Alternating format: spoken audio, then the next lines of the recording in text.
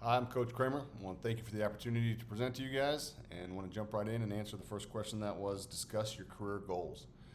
Before I can discuss my career goals, I want to tell you that I have a few caveats to goals. I have requirements. Number one requirement is that I be in and around the Kansas City area. I've been coaching away from home for the last 4 years, and while it's been great opportunities, I miss being home and want to be back home close to my family again.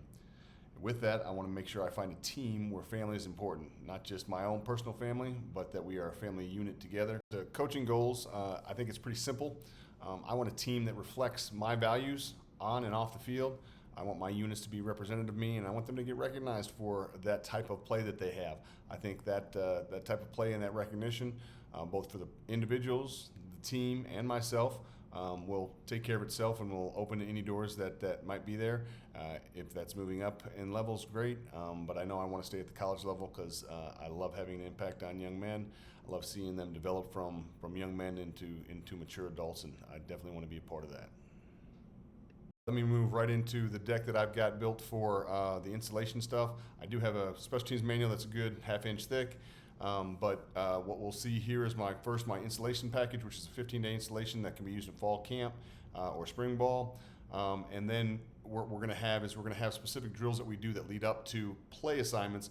And the way I teach it is that the drills are the techniques are the plays, and once you learn the assignments of the plays, you already have the techniques down, so we know what to do. But everything from here on out will be on my deck, and you'll just hear my voice walking through like I was hosting a meeting. An example of my installation calendar. It shows all 6 phases.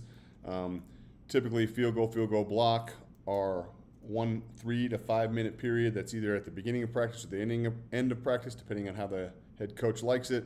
And then we have one phase that we work on and focus on daily, and it shows the breakdown of how we do that over. This is over 10 days, but there's one more week in a 15-day schedule.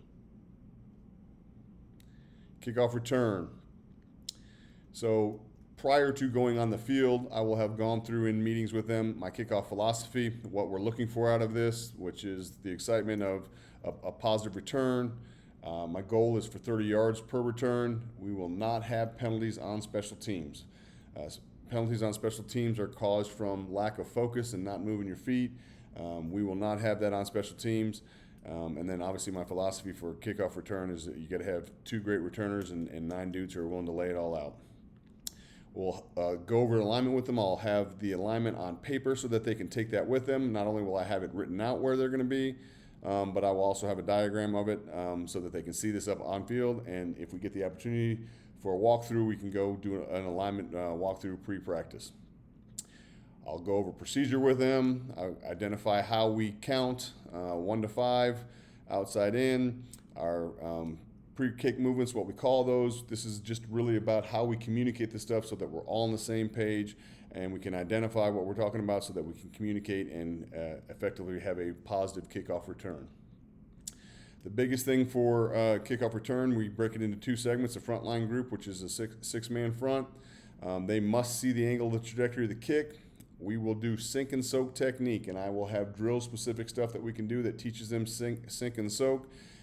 If we get a 10-minute period where we're going to install kickoff, one of the first things we'll do is the first 5 minutes will be sink and soak. Then we'll put that with half line and then full line, and they get the technique so that they're working on it. We also have get leverage and got leverage drills, and then the landmarks that they'll be returning to so that they have a understanding and of where they're going to be in relationship to the ball.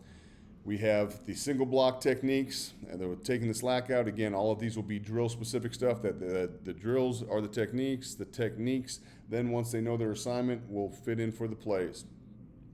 We also have a double team technique. Double team is not something that I add until we put it in early in the install program, but it's not something I focus on because, in my opinion, the double teams are indicators that tell where the ball is going to go, and I like to use single blocks. And in the sink and soak technique, it's a great play that allows for the backs to take advantage of the kickoff team not understanding leverage. The wedge is extremely important. They have to anticipate where the ball is going to be kicked. They have to verify the ball is going to be secured, and their eyes on the returner for setting up the proper spacing. They're going to be 10 to 12 yards from the returner. The ends are going to be 15 yards from the returner, and then the off returner has to make sure the ball's secured and must communicate the goal call. Again, these are some examples of drills. I have write-ups on all of these. I have layouts for how I want the drills executed, the equipment that we need for them, and then we'll assign coaches to help in different positions depending on what our coaching staff looks like and who's allowed to help me with the different teams units. This is middle 55. This is the base one that we put in. This is an extremely simple return, and the key on this is that the front line runs back. Typically the ball's going to be to the right of the hash as we look at it, and they're going to run back with different leverages. But as they run back and take this, it's extremely simple. The centers have 4, the guards have 3, and the tackles have 2 on their side. And they're running back, sinking and soaking, trying to get leverage to where the ball is placed, but then they are turning and running with their guys. The ends have the 5s, and the 5s, depending on what happens in this layout, sometimes come inside, and they're responsible for them. If they pop to the outside, they're responsible for them there. And the off returner then has 1. This is set up to align for basically a stretch return to the middle of the field where the returner can find his crease. He doesn't have to look for it on the numbers, on the hash, or in the middle. He stretches the kickoff cover team so that he can find the crease, and when the right center takes the number 4 to the sideline, then he finds the crease up the middle. If he takes him to the middle, he can find the crease to the sideline. It's an extremely simple stretch type return with very few indicators that makes it extremely hard for the defense, the kickoff cover team, to figure out what's going on. My punt team, here we go for punt. Same type of thing. I will go over in meetings with them beforehand the 3 phases of punt: protect, which we must destroy the charge; our cover, which is alley, force, contain; and our finish, which is leverage the ball. I am looking for make-a-play guys who are out there who are willing to give it up and make a play. The philosophy for the shield is that we will be adjusting the formations. We will give the best protection versus the opponent's look.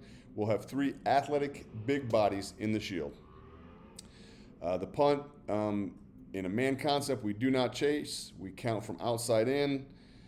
The ends and tackles have an opportunity to move or adjust their split, but we're going to have wide splits on this, and we're going to be able to identify hold up versus a block from the punt return team. And when it's hold up, we're going to teach them the rip and run technique and how they get off of blocks and get down and cover.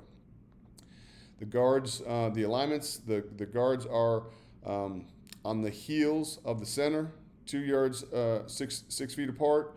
The ends are up to 3 yards apart. We're looking for wide splits. We bring that in based on athleticism and size of the guys that we have. The shields are 7.5 yards deep. Their toes are at 7.5 yards deep. The personal protector is 6 inches off the center's foot, and the left shield is 6 inches from the PP, and we close the gap when they snap the ball. Stance and spacing, we go 2-2-3. Hands in the holster, not on their hips, not on their thigh pads, not on their knees. And they align to their assignment that dictates their technique. And I'm going to go through this. I have diagrams for that. It's head up, tight inside, tight outside, wide inside, and wide outside. So here's an example of the alignments. And we talk about the alignments when they understand where the alignments are. Head up obviously is directly head up. Tight inside and tight outside are when they're on body, but they're adjusted one side or the other. And then wide is when they're off body. We will have drills that work on flat step, open step, and how they work with that and how they engage their hands, the shock of their hands. And then we will also have the shield, the 6-inch step and punch, and that they never put two hands on one man, that they have to stay big and wide, and they have to work together. We also will teach them our numbering system. We count outside in. We go on the left side, it's L1, 2, 3, 4, and 5, and R on the right side, R1, 2, 3, 4, and 5, outside in. You can never have an R6 or you can never have an L6. That's the right side 5 on the left side or the left side 5 on the right side, and so they still stay 1 through 5. You cannot count higher than 5.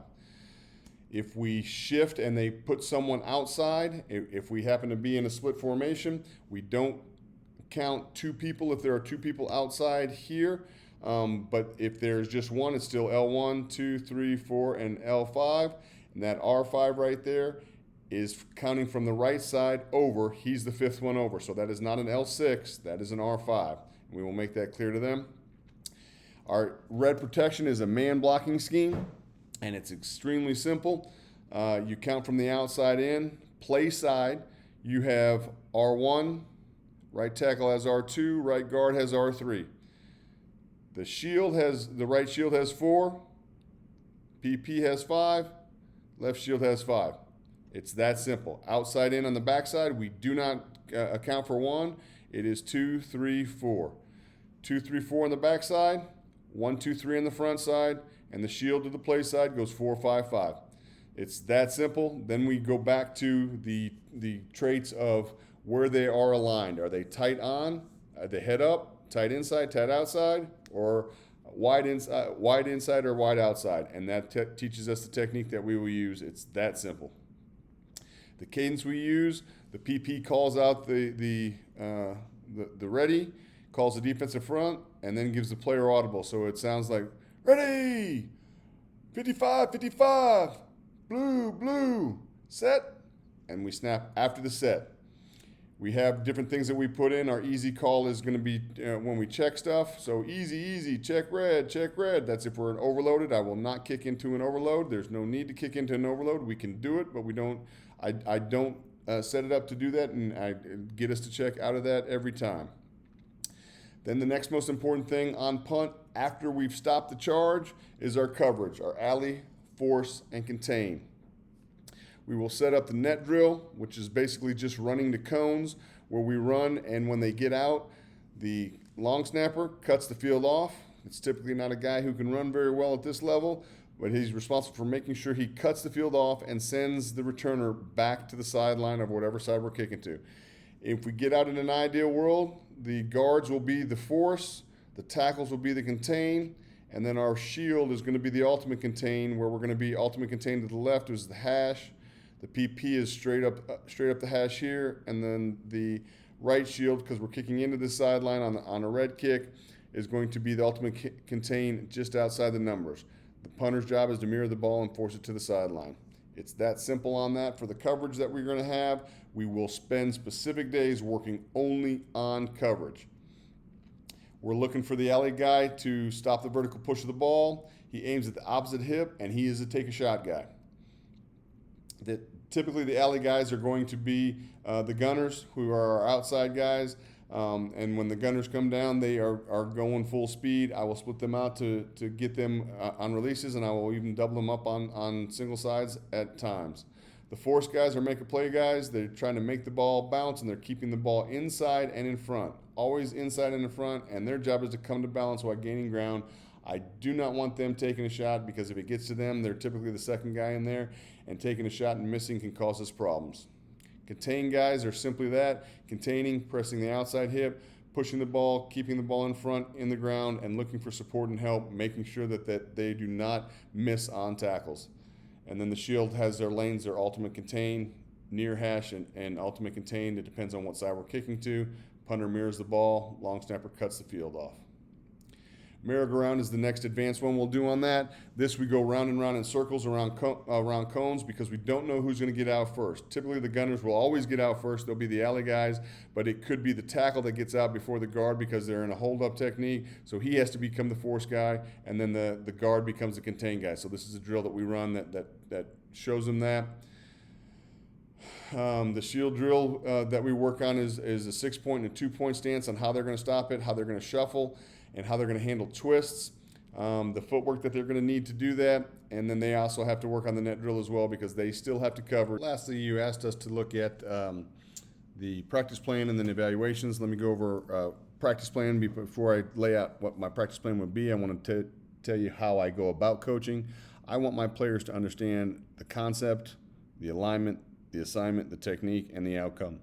For defensive players, when we talk about concept, we're talking about the formation that the offense lines up in, and depending on that formation, what we think they're going to put, what they're capable of running out of those formations, and so that the player has an idea of what to expect. Based on the formation, he has an understanding of what to expect, and then we have a play call, and the play call then tells him his alignment. and his alignment in a 505, 5 technique for the down lineman, a 0 for the nose, and another five technique for the other tackle in your 3-3 formation. So he must know what the 5 alignment is versus a 4 or a 4-eye. Nose versus a shade, 0 versus a 1, that type of thing. So the alignment is critical. Once they know their alignment, and then we have the play called, they can know their assignment that they're going to do, so they always line up right, and then the assignment and which gap they're responsible for, and next they incorporate their technique that they're going to use based on those two things. Techniques are going to be pretty simple not simple, but common for the down lineman. First step, hand strike, head placement, that type of thing. And then with the technique that they use, assuming they use proper technique, the outcome that should be incurred, a positive outcome hopefully. And even more so important than that is the effort that they give to attain that outcome. My personal philosophy is when we're scouting opponents, I believe that we should attack their strength, because when you take their strength out, then it puts a little bit more even field on everything. The schedule then based on that would be something along these lines, and I was only able to clip out this portion of it. But for the first, I took the defensive line, and I would work on alignment and stance. So number one, we'd identify what the alignments were, and then what a good stance looks like based on their alignment. 3-point stance, 4-point stance, how they got to be balanced, where their feet are going to be placed, how wide they are, how far the offset is, where the hand placement is, so that they can have proper leverage and not be sitting too far back and not be leaning too far forward.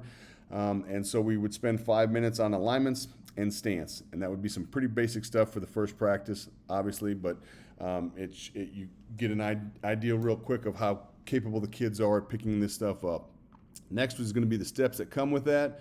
Once they're in alignment, it's going to be the first step, in my opinion, is always crucial. Where that step is, 6-inch power step, how not to get too wide of a base, how to get your leverage underneath you, and we can work on steps based on inside step, outside step, pushing off the back foot, pulling off the front foot, depending on which way we're going to do when we do 5 minutes of steps.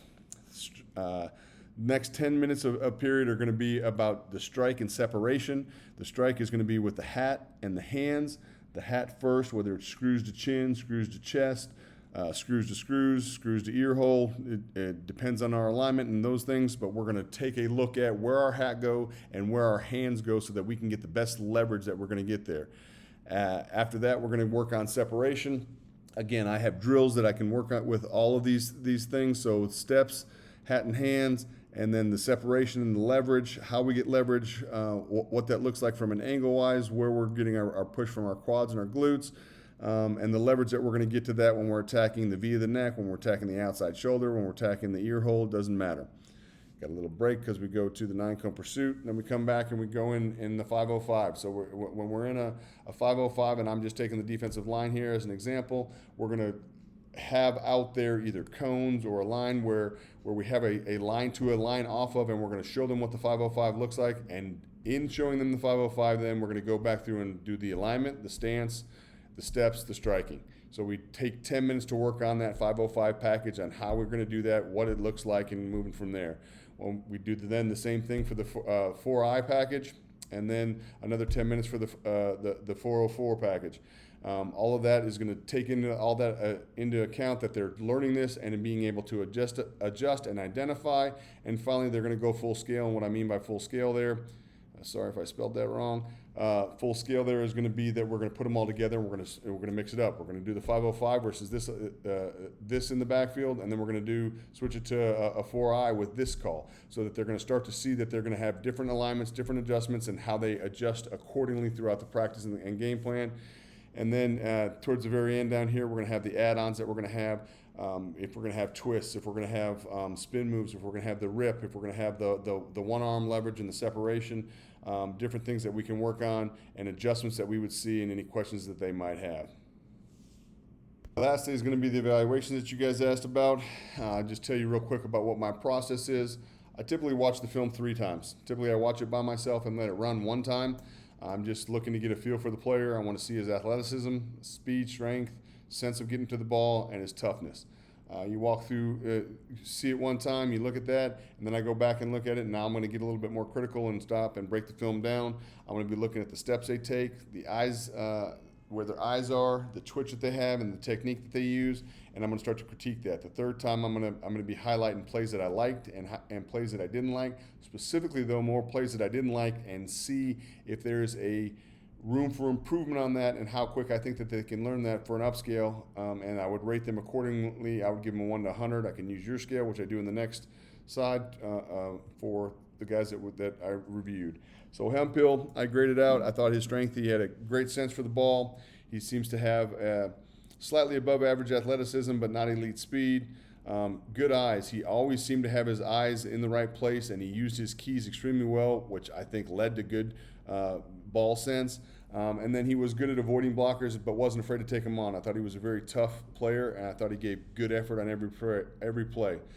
For the most part, I think he needs a little bit of improvement on lateral movement and playing in space. And then I did notice he does not have good natural twitch.